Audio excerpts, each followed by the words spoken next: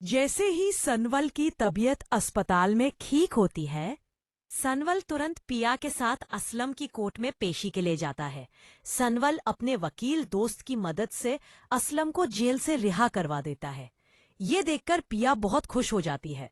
सनवल, असलम और पिया उसी वक्त सनवल को सासी के पति शरियार का फोन आता है।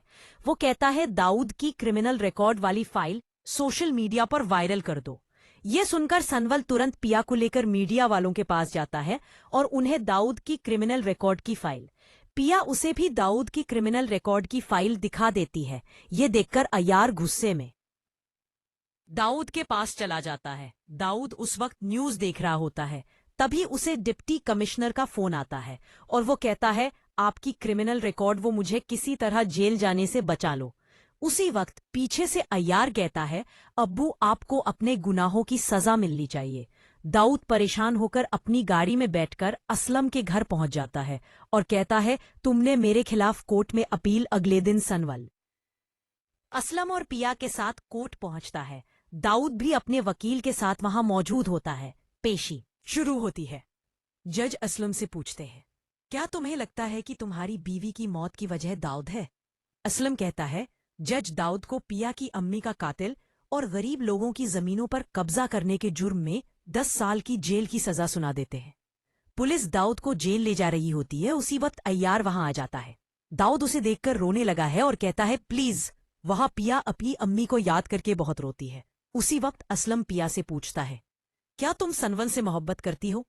पिया हैरान होकर कहती है, मैं सनवन से सच्ची मोहब्बत करती हूँ। सनवल भी कहता है, मुझे पिया से इश्क हो गया है। इस पर असलम कहता है, मैं अपने होती है। तभी अस्पताल में अय्यार आता है, पिया से माफी मांगता है और कहता है, मेरे अब्बू दाऊद की वजह से आपकी अम्मी इस दुनिया से चली गई और अब असलम साहब की तबीयत भी खराब है।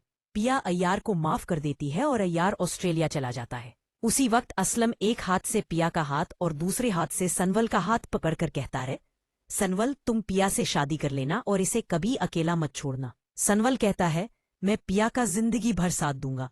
इतना कहकर असलम की आंखें अक्सर बंद हो जाती है और वह इस दुनिया यह सुनकर पिया खुशी से निकाह की तैयारी करती है। सनवल टीपू से कहता है कि मौलवी साहब को बुला लाओ। सनवल निकाह की ड्रेस पहनकर स्टेज पर बैठ जाता है। तभी टीपू मौलवी साहब को लेकर आता है। सामने से जखिया पिया को लेकर आती है। सनवल पिया का हाथ।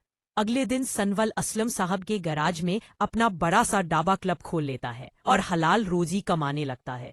पर अगर आप इस ड्रामा की आगे की कहानी देखना चाहते हैं तो हमारे चैनल को लाइक, सब्सक्राइब करें और कमेंट में बताएं कि आगे क्या है।